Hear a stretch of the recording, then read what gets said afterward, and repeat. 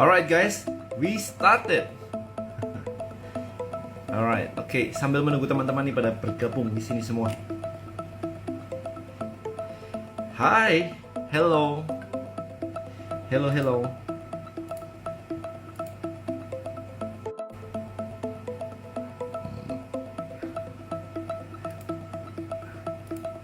Hai. Oke guys, amazing, ramai juga nih. Oke, so kita hari ini akan ngobrol sesuatu yang cukup menarik ya. Kita akan ngobrolin tentang NLP bersama dengan Pak Hing. Ya Anda sendiri tahu ya, itu NLP saya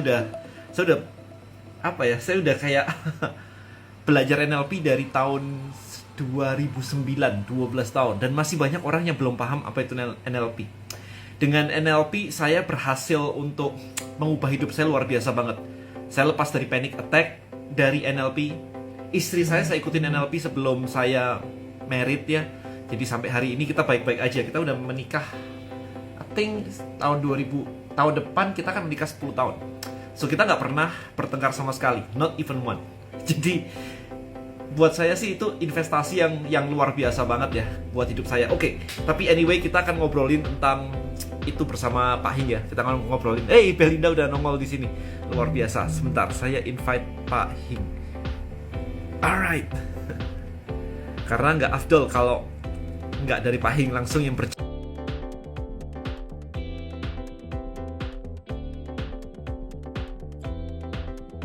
Oke, ini Pak Hing sudah. Yes, hai. Halo. Wah, segar sekali. Apa kabar Pak Hing? Wah, sehat. Luar biasa. Oke, so teman-teman ini pada antusias banget ini udah mendekati berapa nih? Hampir 170 yang live nih. Pada penasaran semua. Oke, thank you so much Pak Hing udah hadir pada malam hari ini nih di acara live saya. A pleasure. Always a pleasure. Kita udah lama nggak ngobrol ya. Ini ada Belinda Tanoko juga muncul di sini nih, hadir nih. Oke, so kita terakhir ngobrolin tentang ini ya. Kita beberapa kali kan Pak Hing ya. Kita ngobrolin tentang lateral thinking, kita ngobrolin tentang chicken mindset juga pernah waktu itu. Yes. Iya kan? Itu ramai juga itu videonya di YouTube saya. Nah, I think yang fundamental banget nih, malah kita belum pernah ngobrolin tentang NLP loh. Makanya hari ini kita ngobrolin tentang NLP. Jadi saya itu kemana-mana kan selalu cerita Pak ya, bahwa saya itu udah ikut NLP dari dulu banget gitu kan. Cuma satu problem saya adalah ini. Dan NLP itu apa? Nah, saya bingung tuh. Dipakai kesana kemari bisa gitu loh. Jadi saya pikir, wah, ya udah deh kita ngobrol bersama deh sama Pak Hing deh. Menurut Pak Hing nih, NLP buat orang awam tuh apa sih Pak Hing?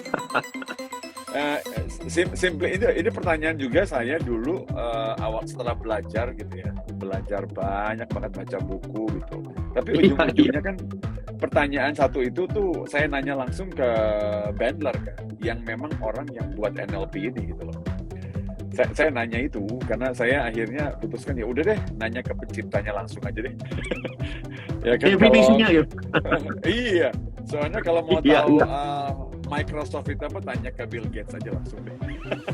Oke. supaya nggak ada pesan macam-macam yang lewat-lewat. Nah, dia ngomongnya sebenarnya sederhana banget karena kan orang pakai, bahkan ada orang yang menerjemahkan kayak neuro itu apa, linguistik itu apa, programming itu apa gitu kan. Tetapi dia jawab dengan begini aja ke saya. Gitu. Dia bilang begini, Hing, coba kalau kamu bayangin satu ruangan kamu kosongin, ya kan? Terus saya bilang oke. Nah, terus kalau ruangan kamu kosongin, terus ruangan itu adalah punya kamu. Nah, mau isi apa aja itu isi ruangan itu? Saya bilang oke, isi tempat tidur yang nyaman, wallpapernya dikasih yang cakep, ya kan, sound yang oke. Kalau saya mau pasang TV yang screen-nya gede, high definition dengan surround sound whatever lah. Terus dia bilang ya udah, pikiran kita kayak begitu aja. Jadi kalau pikiran kita itu memang kita bisa kosongin, kita mau isi sama apa sih? Ya kan gitu loh. Tentu saja suara-suara yang menarik, kalimat-kalimat yang oke, gambar-gambar yang oke. Ya kan? Jadi yang orang tidak pahami dulu sebelum saya belajar NLP, yakin saya seorang Denny juga sama. Kita nggak ngerti bahwa isi pikiran kita itu kita pikir ya udah bawaan, udah kita nggak bisa ngapa-ngapain.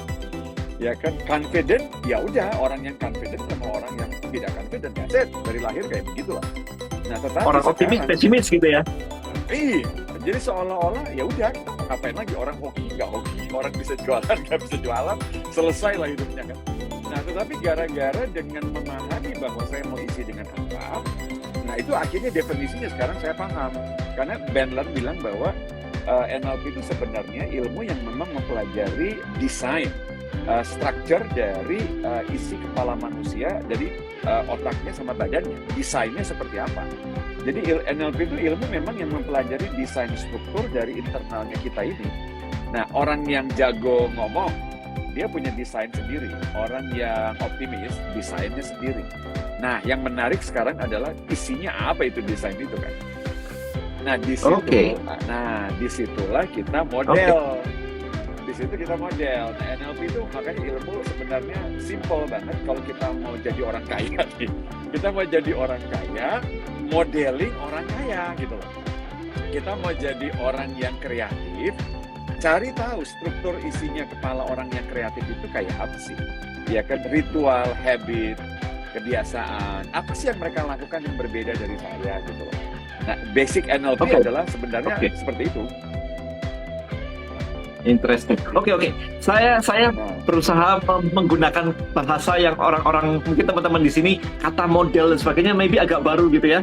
Jadi gini teman-teman, kosongkan pikiran, kosongkan ruangan gitu ya tadi ya. Orang kaya itu punya ruangannya sendiri, orang optimis punya ruangannya sendiri gitu ya. Orang yang jenius atau apapun itu juga punya ini ya, yang jago jualan juga punya ruangannya sendiri gitu. Nah, kita punya ruangan kita sendiri. Kalau kita pengen jago jualan, berarti kita mesti tahu ruangan orang yang jago jualan di kepalanya itu isinya apa sih, gitu ya. Sehingga kita bisa tiru persis dia tuh mikirnya apa. Betul. Itu bener ya, belief-nya, mungkin habit-nya, mungkin kata-kata kalau ngomong sama diri sendiri ngomongnya kayak apa. Itu kita tiru satu-satu tuh.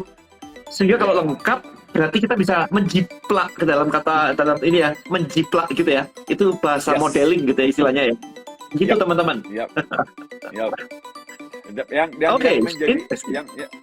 Yang menjadi isu biasanya adalah orang-orang yang baru dia mencontoh sedikit aja, lalu dia bilang, kayaknya nggak bisa kayak mereka deh. Padahal dia baru contoh sedikit aja. Ya kan, dia baru mungkin seminggu, dia baru jalankan, udah muter balik. Gitu. Ya, jadi mereka berharap... Atau gimana tuh? Ya, soalnya gini, kalau dia nggak tahu adalah misalnya, yang orang-orang sukses itu butuh sekitar mungkin 20-30 tahun untuk bangun strukturnya kan di kepalanya. Dari pengalaman jatuh bangun dan lain-lain. Tapi kan ada orang yang pengen kalau bisa satu hari, dia langsung bisa seperti itu hasilnya. Padahal sebetulnya kan dia perlu duduk baik-baik, interview, observasi, belajar, bertanya, ya kan, memodel, belajar dari mereka, lihat ritualnya. Dan mungkin dia tidak harus 20 tahun, mungkin dia butuh cuma 5 tahun, tetapi nggak bakal semalam. Untuk ambil struktur itu nggak bakal semalam. Dia tidak harus melalui 20-30 tahun pengalaman dari sang maestro, tetapi dia bisa memangkas lebih cepat, gitu loh. Karena sang maestro sekarang sudah punya struktur yang diterjemahkan dalam lebih mudah ke dia. Nah, bedanya gimana kalau misalnya gini, saya misalkan ya, contoh gini, saya mau belajar sama orang kaya, terus saya nanya, ya ini saya nanya, gimana sih caranya jadi kaya? Nah, orang kayanya ini, somehow mereka ngajarin, lu mesti kerja keras, lu mesti giat dan sebagainya. Nah, itu kan kontennya ya, tapi kita nggak dapat pola pikirnya dia tuh. Itu gimana tuh, kayak missingnya gimana tuh? Nah, itu banyak hal yang bisa ditanya. Banyak hal, karena yang pertama-tama yang kita pengen tahu adalah isi kepalanya. Nah, di NLP itu, isi kepala itu selalu punya dua hal yang paling utama. Satu adalah vocabulary atau kosakata. Gimana sih orang-orang sukses itu ngobrol dan mikir dengan diri sendiri. Ya, self-talk-nya, belief system-nya. Misalnya contoh begitu. Kalau saya lihat let's say saya lihat sebuah lahan kosong, let's say berapa ribu hektar. Nah, isi kepala orang itu bisa beda-beda. Misalnya begini, yang lihat kosong itu adalah seorang pilot. Ya kan, isi kepalanya lihat lahan itu udah beda isi kepalanya. Imajinasinya lain, ngobrol dengan diri sendirinya lain. Kalau saya adalah pengusaha mall, saya lihat lahan seperti itu, dialog di kepala saya juga beda nih. Kalau saya adalah petani, saya lihat lahan seperti itu juga beda-beda. Nah, setiap orang punya dialog di kepala sendiri-sendiri, imajinasi sendiri-sendiri, gambar-gambar. Nah, jadi kalau saya mau nanya, nggak bisa nanya gimana cara kaya, nggak bisa. Saya nggak bisa nanya begitu. Bahkan kalau nanya begitu, orang yang sukses itu juga nggak bisa menjawab. Dia bilang panjang ceritanya itu. Nah, jadi Tanya gimana tuh? Nah, yang kita mau adalah begini, bangun pagi hari yang ada di pikiran mereka begitu dia datang. Ini contoh doang, contoh. Kita pengen tahu ritual harian. Ya, misalnya kita pengen tahu, ada orang yang mungkin dia bangun 4:30, dia udah baca buku setengah jam. Terus setelah itu dia mungkin dialog dengan diri sendiri saat dia mau ketemu rekan bisnis. Misalnya. Nah, ini yang kita pengen tahu. Kalau dia ketemu rekan bisnis, mau buka bisnis baru, mau teman-teman mau jualan, mau partnership, sebelum dia ketemu, dia ngomong apa ya ke diri sendiri sehingga dia bisa mempunyai bahasa tubuh yang bagus. Ya kan, dia sudah mengimajinasikan misalnya shake hand. Ya kan, dia sudah imajinasi bakal tekan kontrak, bakal bisa membawa manfaat. Ini isi kepala yang kita harus nanya. Dan kita nggak bisa, kalau misalnya cari jadi kaya itu terlalu besar, informasi yang terlalu besar, bahkan orangnya juga nggak bisa jelasin. Makanya harus dibikin pertanyaan yang lebih mikro. Cara dia misalnya melihat peluang, cara dia cari ide peluang misalnya. Gimana sih kalau misalnya ada orang yang sudah punya raksasa bisnis, misalnya let's say dia punya perusahaan ayam goreng, dia punya 10 restoran. Nah, kita pengen tahu awalnya sebelum ketemu ide ayam goreng itu apa sih isi kepalanya gitu. Ya kan, kita pengen tahu tuh. Begitu dia lihat ada peluang, dia ngobrol ke diri sendiri seperti apa, imajinasi yang berjalan seperti apa, lalu dia melakukan apa saja untuk mulai membuka peluang itu contohnya. Jadi pertanyaannya lebih mikro. Soalnya banyak banget di sini teman-teman yang kayak, pokoknya Den, saya mau jadi entrepreneur karena passive income. Boro-boro mikirin mikro. Ujungnya yang dipengenin. Makanya, jadi kalau ini agak ujungnya begini. Kalau kita bilang semua orang pengen jadi orang sukses, semua siapa sih yang pengen jadi orang gagal. Tapi begitu dia lihat, ternyata dia ngobrol sama orang sukses. Kamu mau sukses caranya gitu, 1, 2, 3, mundur. Setelah lihat, oh harusnya gitu ya, harus pikir begini toh, harus caranya begini toh, wah susah juga ya. Karena mereka mau hasilnya, mereka bukan mau responsibility-nya, mereka bukan mau learning curve-nya, mereka mau result-nya. By the way, ini alasan kenapa ya teman-teman ya, kalau saya bilang kalau jualan mau laris, jualan mimpinya. Bukan jualan prosesnya. Jadi kalau mau jualan dibalik. Oke. So sekarang dengan NLP seperti itu ya. NLP tadi ini buat teman-teman yang barusan join. Wah, ada Pak Hermanto juga barusan join nih. Selamat malam, semangat pagi Pak Hermanto. Barusan join juga. Oke, jadi saya summary lagi ya buat teman-teman yang barusan join, karena udah lebih dari 350 orang yang join di sini, jadi luar biasa banget. So, NLP by the way buat teman-teman, kayak bayangin kayak Anda mengosongkan ruangan sekarang di kepala Anda pengen diisi dengan apa nih kepala Anda nih? Ada orang kaya punya isi desain kepalanya sendiri. Ada orang yang jago jualan, di kepalanya ada desainnya sendiri. Kalau melihat orang, wah ini prospek ini gitu. Jadi ada macam-macam desainnya. Sekarang Anda mau meniru desain yang mana? Untuk menjadi jago sales, Anda harus mendesain ruangan di kepala Anda seperti orang yang memang jago sales.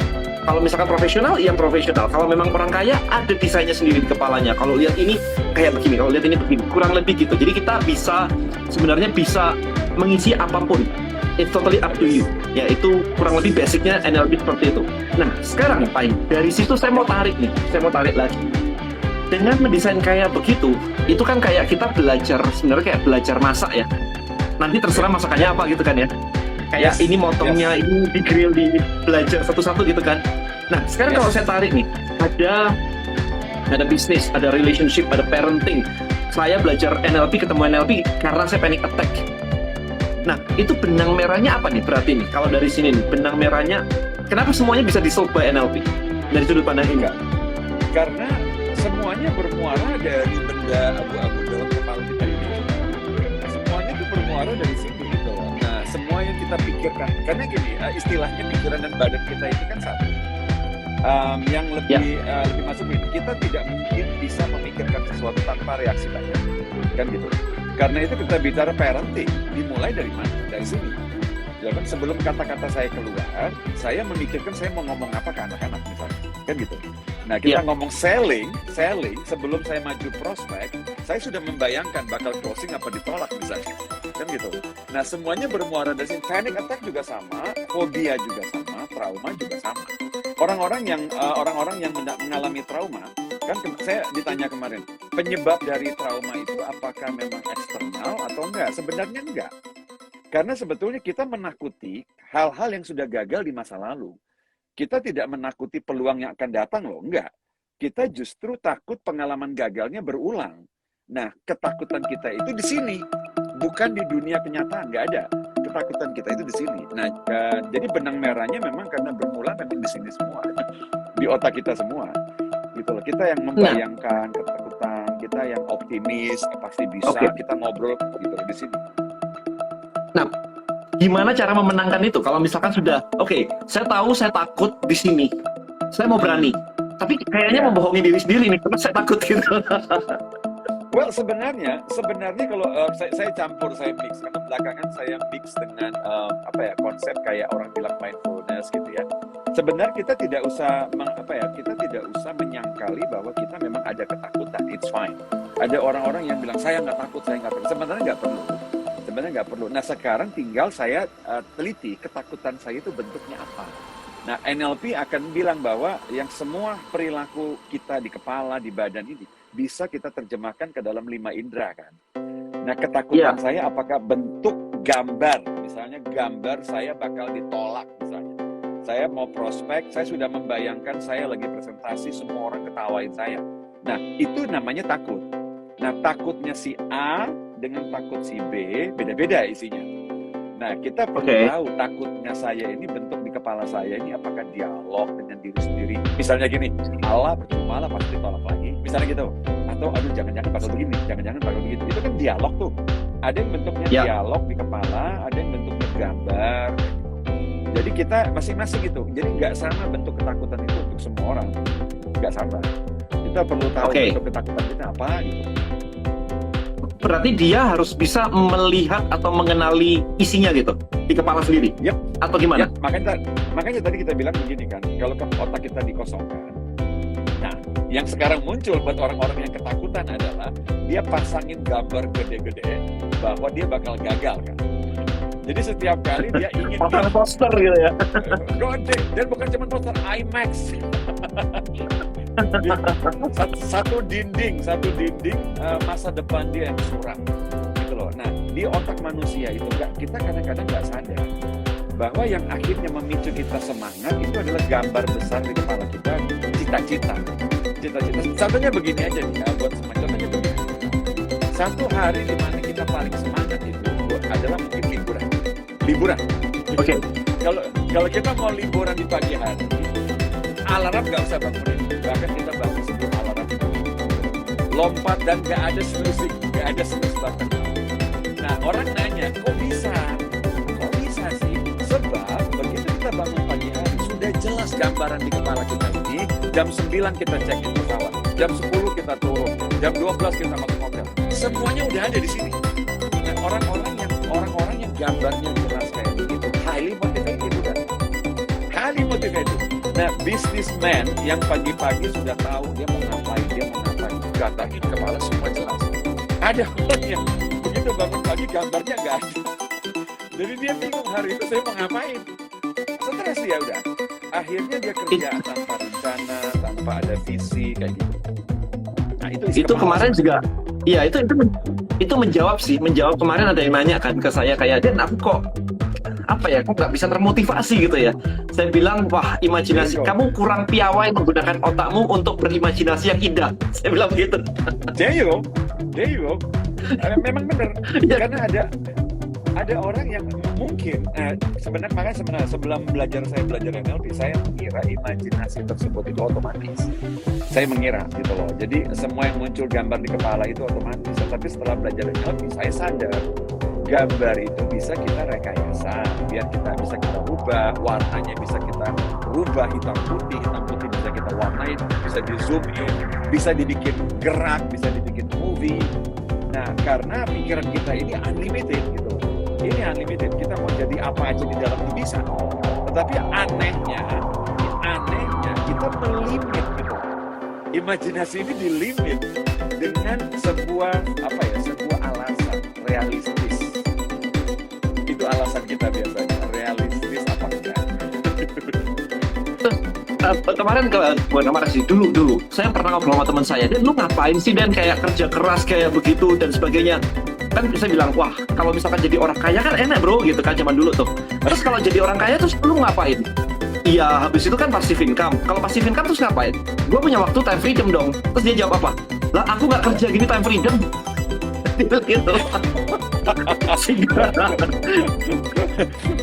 Nah, ada orang memang yang saya bilang sih menghibur diri dengan itu tadi time freedom, menghibur diri dengan yang menurut dia saya udah happy kok begini aja udah happy. Nah, bagi saya sih kalau orang bilang bahwanya kalau sudah komitmen pertama kita, sebenarnya saya sudah cukup deh kayak begini aja cukup deh. Saya yakin banget itu bohong. Saya yakin itu bohong. Karena gini, kalau kita tanya mau nggak kamu, mau dong, nah, itu berarti belum cukup. Ya kan berarti belum cukup. Dia ingin sebenarnya melakukan lebih, cuman tadi melimit apapun yang bisa dia lakukan di kepala. Kita semua akhirnya melimit itu. Nah, limitnya kita dari mana? Sejarah, ya kan dari teman-teman yang kita copy paste. Nah, akhirnya tadi dari awal kita bilang akhirnya memodel orang-orang yang tidak sukses. Dia dengerin saran orang-orang yang memang melimit otaknya mereka. Saya ikutan jiplak mereka, ikutan jiplak orang sukses, jiplak orang rata-rata. Saya dengerin mereka. Berarti susah.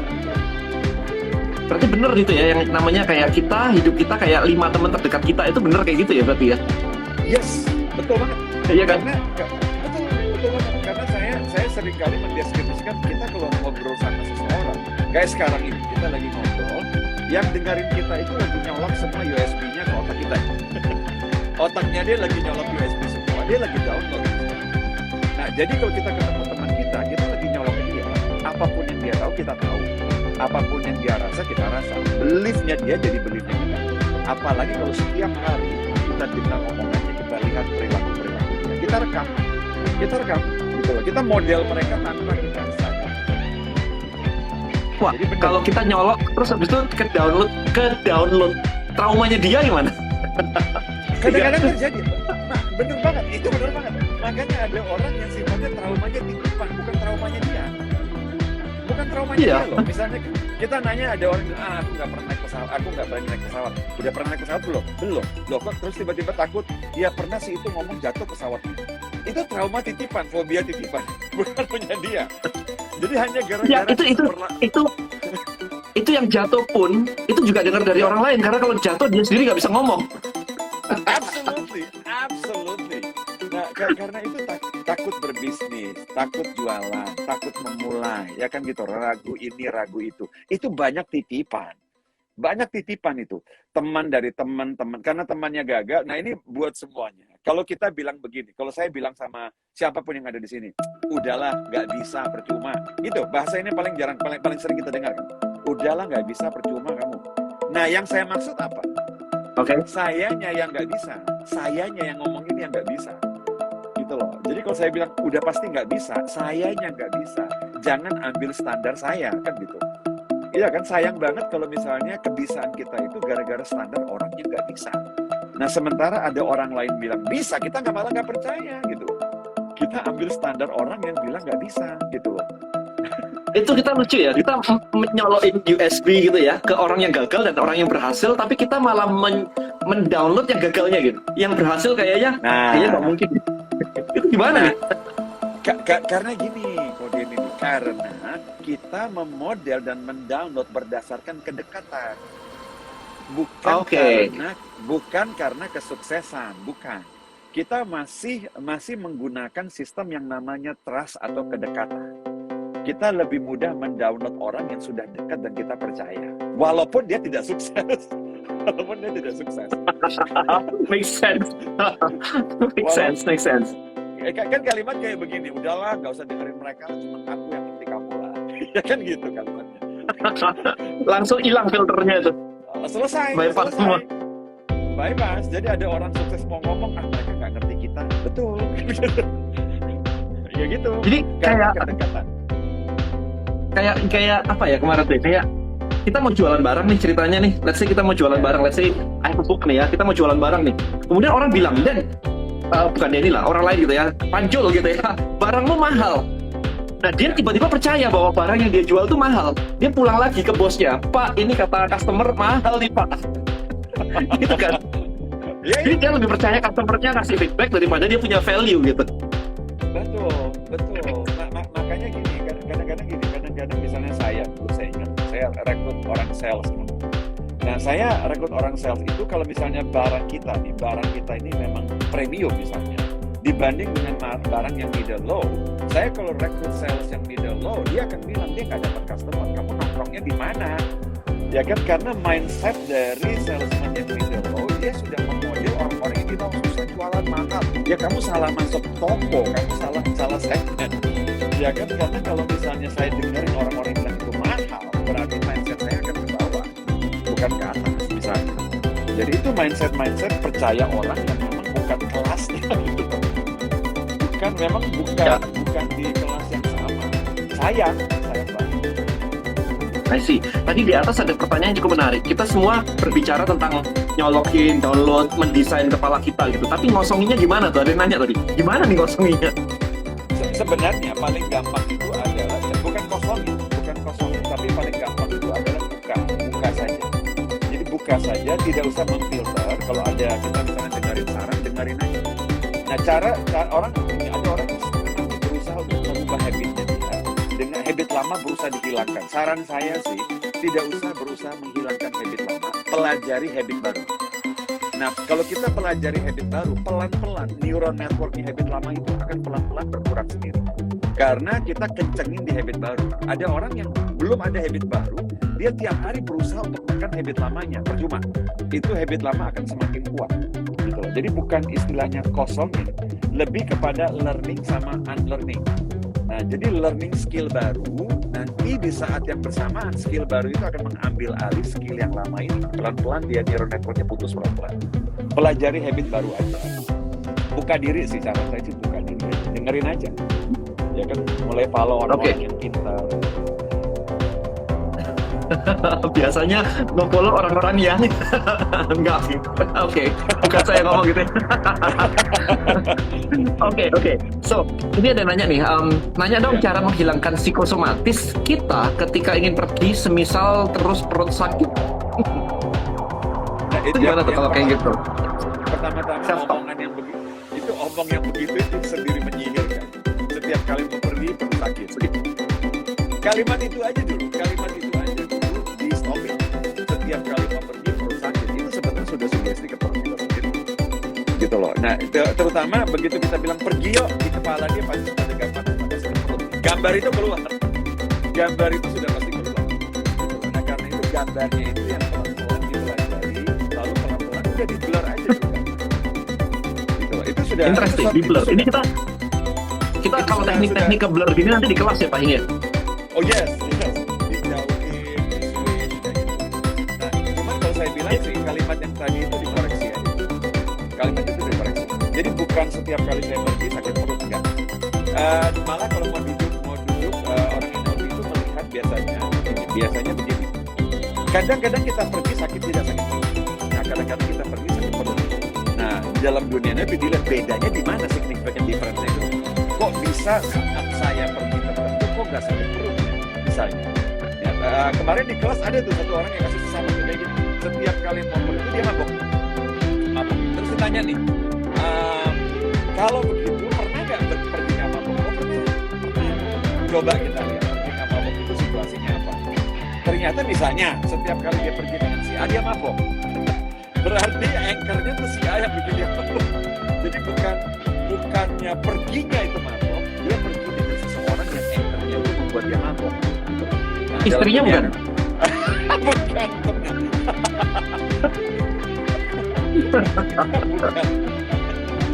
Jadi itu anchor namanya. Anchor. Ada sesuatu yang menjadi pemicu mabok, pemicu sakit perutnya apa? Cari tahu aja.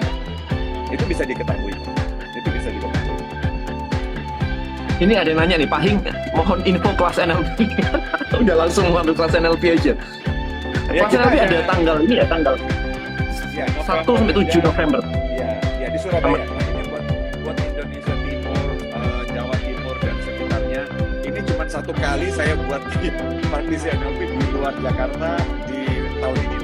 Satu kali doang di luar Jakarta yang di Surabaya ini. Teman-teman yang mau ngecek kelasnya Pak Hing, saya udah taruh di komen ya, di pin ya. Sebentar, saya pin komen.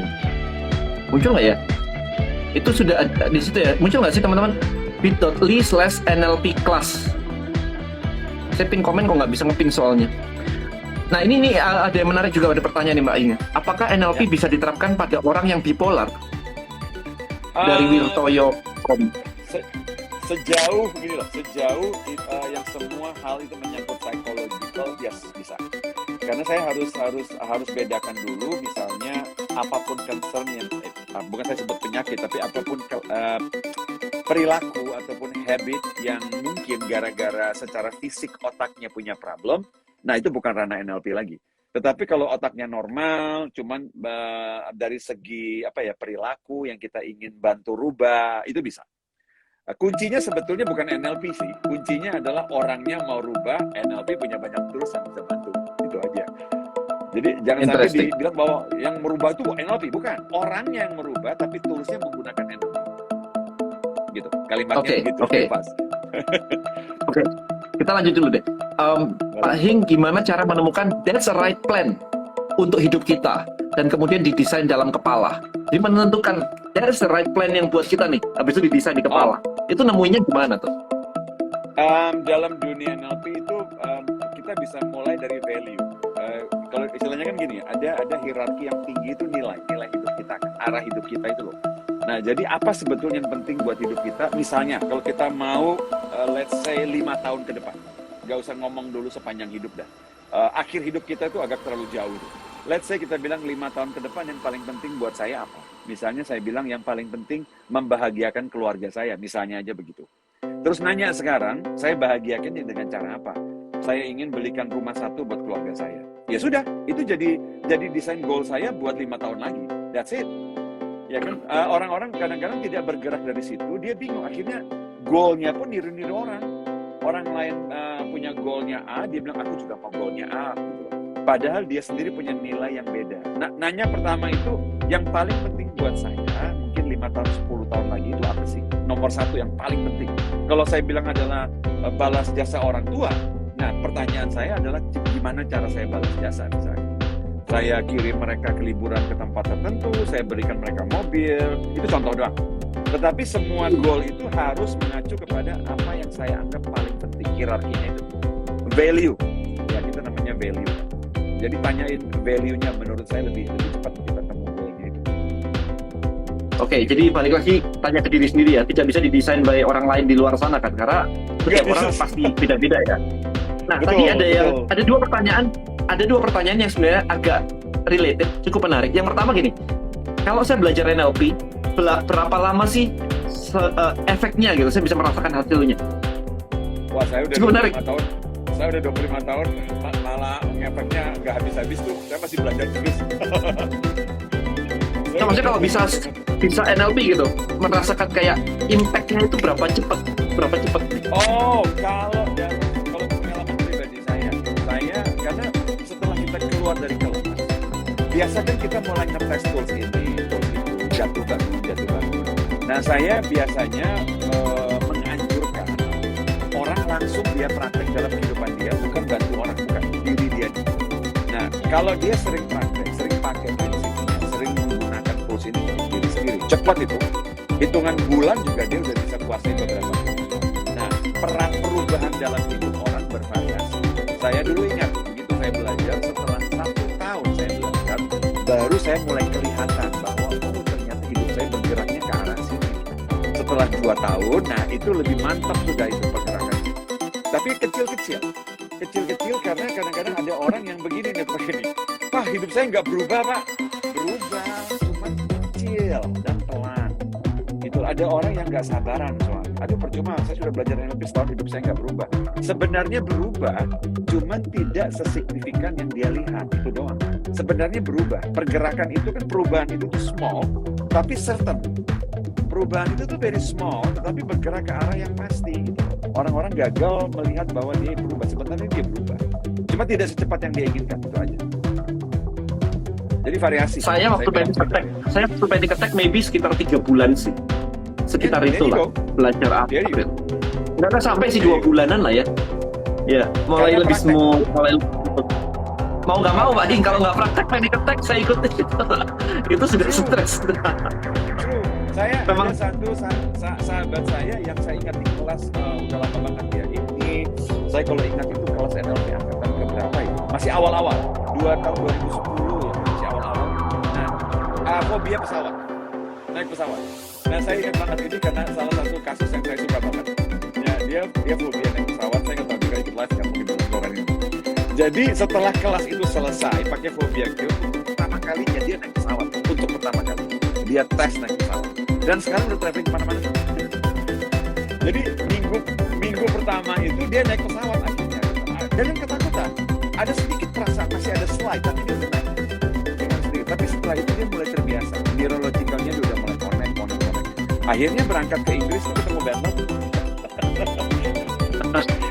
Tapi menarik ya kalau kayak gitu ya. I mean, investasinya dibandingkan investasinya gitu ya, impact-nya itu long term gitu kan, long term gitu. Wah, itu kalau saya bilang sih, apalagi kalau bisa membuka apa ya, gerbang-gerbang peluang, ya kan, gerbang-gerbang rezeki, profesi, bisnis, hubungan itu kan unlimited.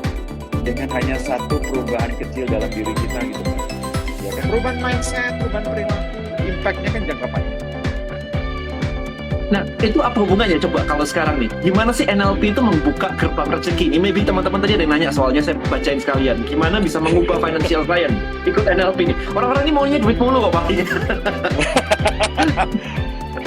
Contoh yang paling gampang, karena di NLP kan ada istilah distorsi, filter, salah satu filter itu kan distorsi. Kita menyimpulkan mengenai satu hal, misalnya mindset kita mengenai duit, ya kan? Apa definisi kita mengenai duit, ya kan? Apa definisi kita mengenai orang kaya, apa definisi kita mengenai sukses, itu saja sudah bisa menentukan rezeki saya gitu. Ada orang yang melihat duit itu sebagai bencana, ada orang melihat duit itu sebagai susah banget dicari, ya kan? Ada orang melihat bahwa duit itu bikin masalah gitu loh. Nah, sudah punya mindset begitu, jauh duit, jauh. Jadi ada orang yang tidak sadar memusuhi duit, tapi cari duit. Aneh itu, memusuhi duit, cari duit, aneh sekali itu. Jadi kalau saya nanya nih, misalnya ada orang yang punya, dia pengen sukses, misalnya mau sukses, mau, tapi ada mindset berikutnya nih, tapi nggak sukses juga nggak apa sih, maunya apa coba? Ya makanya, jadi itu, nah ini buat semua yang ada di sini. Ini saya sering ngomong, kita akan lumpuh kalau kita mempunyai dua keyakinan yang berbeda untuk hal yang sama. Kita lumpuh, kita nggak kemana-mana, nggak bakal maju deh, nggak bakal maju. Misalnya kalau kita punya prinsip begini, Gak apa-apa, gini, gak apa-apa deh, gak sukses, yang penting happy. nah itu contohnya. Sementara dia kepengen sukses, dia kepengen gitu loh, aneh. Jadi otak kita sama badan ini bingung, terus aku harus kemana? Gue harus kemana ini? Mau sukses atau enggak? Gitu loh, karena itu sekarang terjadi ambigu di kita gitu loh, maunya kemana sih? Nah, dalam dunia NLP ini diciptakan namanya limiting belief akhirnya. Kita sendiri mempunyai mental block. Mau maju, ibaratnya mau ngegas, rem tangannya kita tarik. Yang mana maunya gitu loh. Jadi maunya mana? Mau maju, rem tangannya dilepas. Jadi hambatan itu dilepas. Kalau saya mau sukses, jadi hilangkan ungkapan bahwa nggak perlu sukses, nggak apa-apa sih. Yang penting happy misalnya. Lepasin itu. Baru kenceng gitu loh. Baru kenceng. Nah ini contoh bagaimana akhirnya rezekinya ketahan. Peluangnya nggak kelihatan, orang dia nggak ngegas. Gimana? Direm sendiri. Direm. Lama-lama rusak mobil. Lama-lama jebol, stres, dan yang lain-lain ya. Itu tadi ada yang nanya, kalau mau ikutan kelas, itu paling mudah untuk usia berapa ya? Ada yang usia 14 tadi soalnya. Boleh aja. Memang sih kalau disarankan, itu memang karena di kelas, itu saya dan juga ya biasanya tim better menggunakan bahasa-bahasa quote and quote dewasa. Bahasa dewasa. Artinya memang lebih bagus kalau sudah misalnya SMA itu bagus. Ya. Tapi kalau kecil mau ikut dan mau belajar juga bukan nggak bisa, boleh aja. Malah bagus kalau usia 14 remaja itu sudah belajar hal kayak begini, bagus kok. bagus.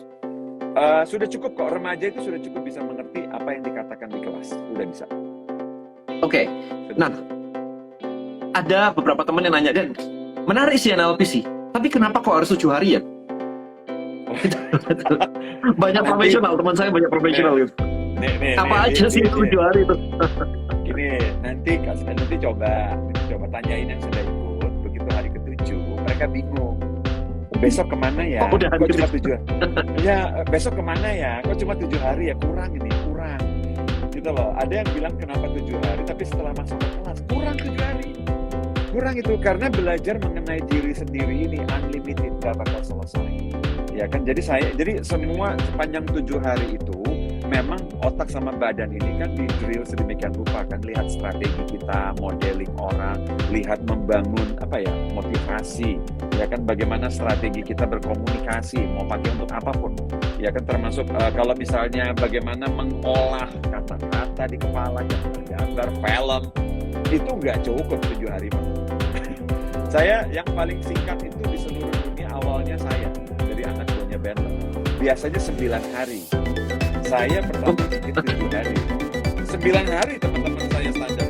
Saya bilang saya mau bikin 7A. Lalu mereka protes. Tapi ternyata bikin 7 jadi standar dan dipakai juga di beberapa negara. Saya pertama yang bikin 7 hari. Ya, oke.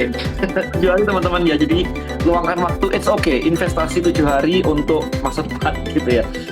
Karena apapun di hidup kita itu di-drive oleh otak. Sementara otak kita kayak loose cannon gitu, kita nggak punya kontrolnya. Kan kemana-mana tuh akhirnya. Kan sayang aja kan, menghambat kesana kemari gitu. Nah, kalau buat parenting, maybe ada teman-teman di sini yang buat anaknya gitu kan. Ada cerita dari Pak Hini yang parenting itu kenapa sih beneficial dari NLP? Kenapa bukan anaknya? Kenapa parentnya gitu misalkan? Atau harus satu orang, ibunya doang atau dua-duanya yang ikutan NLP, yang belajar NLP gitu? Itu yang paling sering masuk ke saya sih.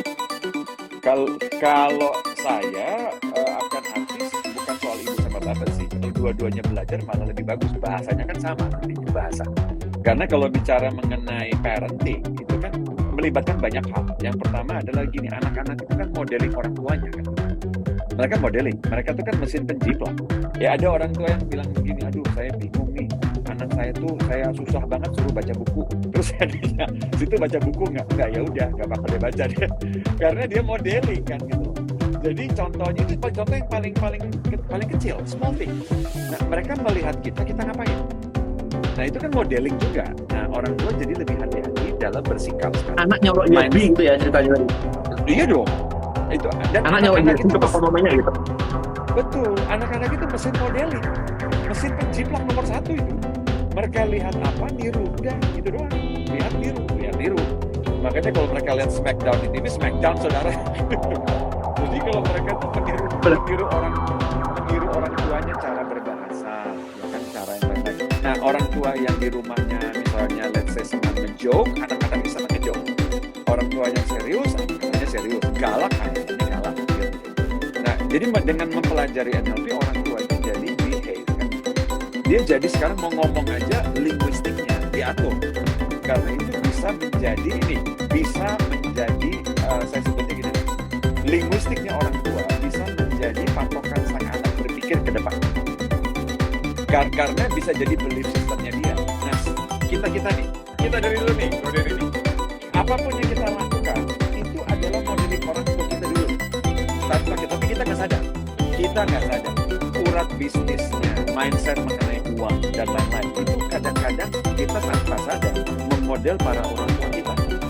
Jadi kalau di antara kita misalnya saya mengalami sendiri kan bagaimana caranya. Berarti misalnya gini, kalau ada orang tua marahin terus anaknya karena nakal dan sebagainya, sebenarnya dia sedang memarahi dirinya sendiri sebenarnya.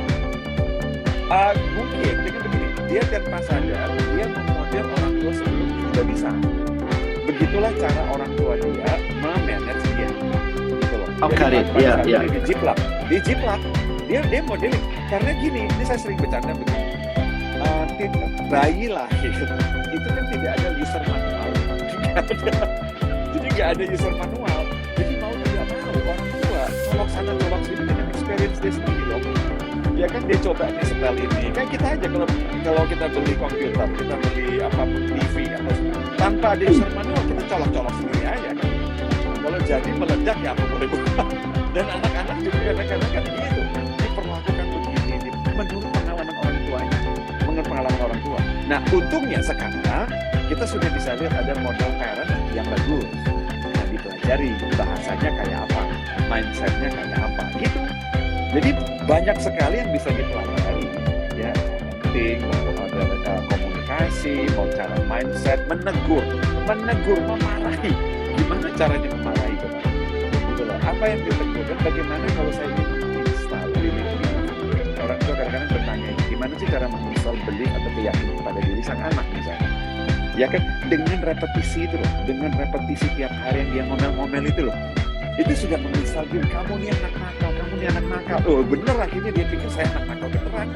Yang ngomongnya orang tua loh, otoritinya tinggi loh. Nah, itu Kamu mesti nurut sama orang tua, kamu tuh nakal. Nah, ya gitu. Bubar dah. Tanpa disadari. Itu contoh. Itu banyak hal sih kalau mau dibahas dari sisi banyak hal. Gitu. Jadi kalau di kelas NLP kadang-kadang, nah orang ngambil misalnya materi raport, ya kan materi presupposition, cara mindset, cara berpikir, prinsip-prinsip perilaku yang diambil lalu diramu, diracik ke dalam parenting. Saya pakai di parenting kayak apa sih gitu loh. Nah, ini bahasa-bahasa yang diambil ke parenting. Ya kan ada beberapa kan praktisi NLP, lulusan NLP yang akhirnya profesinya di parenting kan gitu. Oke, parenting aman, bisnis aman, relationship. Ya. Buat yang jomblo-jomblo gimana nih? Ini siapa di sini yang jomblo-jomblo mau cari pasangan? Nah, kalau di relationship ada dua yang bisa dilihat. Satu pertama adalah mindset, itu presupposition kan, prinsip-prinsip dalam melihat sebuah relationship, ya kan, keputusan memilih kayak gitu-gitu. Terus, is it the right decision? Dan apa ya kriteria yang I'm looking for kayak gitu-gitu. Nah, Tunggu dulu. Gini. Kalau di parenting kan kita menginstal ke anak nih ceritanya. Yes. Tapi kalau misalkan relationship, kan ini dua arah nih. Saya belajar, dia kagak ngerti gimana nih. Yang satunya akhirnya bilang, gua ini ya, habis dimanipulasi. Nah, ini buat relationship banyak keunikan. Hadir semua nih. Gimana sih? Silakan. Sorry. Kalau relationship banyak keunikan. Salah satunya misalnya begini. Tanpa disadari loh. Misalnya, saya melihat pasangan saya, bukan saya melihat dia. Tetapi saya melihat gambaran yang harusnya menurut saya pasangan yang baik itu kayak apa misalnya, ya kan? Jadi saya sudah punya nih mindset mengenai harusnya kayak begini nih pasangan. Nah, ini pertanyaan berikut yang lebih menarik. Saya dapat gambaran itu dari mana? Ya kan? Kalau kita masuk ke dalam sebuah relationship, masing-masing orang si A dan si B, masing-masing kan punya map. Istilahnya orang NLP itu adalah map mengenai bahwa relationship itu harus berjalan seperti apa sih? Ya kan gitu loh, harusnya seperti apa. Nah, karena itu jangan kaget kalau misalnya pasangan itu merasa bahwa harusnya kamu begini, harusnya kamu tuh jadi orang ini begini. Nah, karena dia sudah punya mindset yang dia bawa sebelum masuk ke hubungan itu. Ya kan, jadi ini penting untuk disadari bahwa itu bukan kebenaran. Ada orang yang bilang harusnya kebenaran tuh kayak begitu. Itu bukan kebenaran, itu adalah harusnya memori. Istri bisa masak. Nah, ya bisa contoh kan. Nah, itu karena saya bawa model dari sejarah hidup saya. Misalnya, saya memodel orang tua saya, paman saya, bibi saya, atau kakek saya yang saya bawa. Dan itu semua ada di mindset. Kita melihat dunia berdasarkan map kita sendiri. Ya kan, bahwa harusnya suami itu kayak apa sih, pasangan itu kayak apa sih. Dan nanti dilihat, kalau misalnya sudah mengerti satu sama lain, kita akan bilang, gak juga sih, gak harus kayak begitu sih. Itu orang-orang yang akhirnya dewasa dan memahami bahwa ini hanya karena memori saya aja. Ya kan, mindset saya yang saya bawa dari dulu sejarah yang saya nggak tahu dari mana datangnya ya. Dia berisi bahwa suami itu harus kayak begini, istri kayak begini. Bisa saja dari drakor. Bisa saja kebanyakan nonton drakor. Bisa saja kebanyakan, tapi itu jadi map, jadi patokan. Nah, itu jadi melimit sekarang. Dia melihat lagi bukan pasangan apa adanya, tapi ada apanya sekarang. Dari dia gitu. Ini Interesting ya, sudut pandang kita, interesting. Dan setiap sudut pandang kita jadi berubah gitu ya setelah melihat kayak gitu ya, True. sudut pandang kita gitu. Jadi True. akhirnya yang kemarin tuh kok sebel banget, akhirnya kita jadi bisa lebih menerima. Which is Nah, itu dia. better, much better, definitely. Betul. Nah, Karena ini- salah satu ajaran saya dulu, saya ingat banget ada seorang guru saya bilang gini, kalau sampai kita melihat seseorang dengan cara yang menurut kita harusnya begini, tinggal ngomong ke diri sendiri begini aja. Enggak, itu bukan seharusnya, itu hanya otak kita aja yang mengatakan itu seharusnya. Bukan kenyataan itu harusnya begitu, gitu. Itu hanya otak kita aja. Pendapat kita pribadi. Oke. Nah, ini menarik nih, Pak. Kalau kita sama-sama di keluarga nih, kelakuan ke anak-anak sama, kenapa anaknya hasilnya beda-beda? Karena dia keluar dari rumah kan dia bergaul sama teman-temannya, ya kan? Dia pick up perilaku modeling juga dari semua lingkungan dia juga bisa. Dan kalau dia sangat percaya sama temannya, dia bisa model temannya juga. Gitu loh kan, anak-anak itu masih mencari dia model terbaik buat saya itu mana ya. Nah, ada beberapa sistem keyakinan yang tidak tampak itu terinstal lebih awal. Sistem keyakinan mengenai misalnya uang, relationship, mengenai kehidupan itu sudah terinstal. Yang nanti baru akan terlihat dari hasil anak-anak setelah mereka grow up. Gitu loh. Nah, mindset dia mengenai bisnis, keluarga, job, pekerjaan itu belum terlihat. Saat mereka growing belum terlihat. Yang terlihat mungkin hanya modeling perilaku teman-temannya. Kalau misalnya dia lebih agak nakal, dia lebih diam, walaupun kita sudah coba ngajarin. Tetapi sistem bawah sadarnya itu baru terlihat dengan hasil pada saat mereka growing up. Itu belum terlihat. Soalnya itu namanya bawah sadar. Sistem belief Nah, bawah sadar. kalau tadi dikatakan kita mengosongkan bukan mengosongkan pikiran ya, mendesain otak kita gitu. Bagaimana dengan karakter? Karakter gimana? Efek karakternya itu gimana? Kan gue memang begini, kan gue memang begitu gitu. Apakah itu sebenarnya juga termasuk program? Nah, ini ada, memang kalau saya ngomong mengenai karakter, itu akan timbul dua kutub. Satu, ada orang yang percaya bahwa kita terlahir dengan karakter tertentu. Ada yang percaya seperti itu. Saya termasuk yang enggak. Kita betul membawa beberapa genetika yang dari orang tua kita dapat. Tetapi yang akan shape, benar-benar yang akan membentuk dan menempa karakter kita itu lingkungan dan dunia. Itu yang akan menempa. Jadi sebetulnya kalau saya masih ingin merubah karakter saya, you still can. Cuman memang tidak dalam semua. Itu kan butuh habitual, butuh repetisi. Badan kita ini sendiri, badan kita ini manageable. Ya kan, otak kita itu manageable. Cuman ya makanya kita ini terjadi ribuan sel yang adaptif dan otak kita ini. Good news-nya buat semua, neuroplasticity itu temuan tercanggih di abad 20 ini yang menentukan bahwa manusia itu neuron network-nya masih bisa direkayasa untuk belajar banyak hal. Cuman kita aja membatasi itu dengan karakter itu. Asumsi bahwa inilah gue udah kayak begini, mana lagi? Malah saya kalau saya kalau nawarin orang berubah begini, coba aja kamu model psikodelik aja, sukses bisa. Terus dia bilang, nanti saya kehilangan diri sendiri. Terus saya bilang, yang gagal itu, ya nggak apa-apa. Kamu kehilangan diri yang gagal, nggak apa-apa dong. Ada yang masih bisa mempertahankan diri yang gagal, dan dia tidak mau memodel orang yang lebih sukses gitu loh. Why? Karena dia merasa bahwa inilah saya. Itu sayang banget. Gitu loh. Padahal dia bisa lebih Itu sukses pernah. sebetulnya. Itu pernah Pak Hing, ada orang fobia kucing, kemudian Ya. mau diberesin, mau nggak disembuhin fobia kucingnya? Dan dia bilang nggak mau, nanti saya disuruh pegang kucing. Kalau nggak fobia kan nggak ada masalah ya pegang kucingnya. Dia nggak apa-apa. It's quite interesting.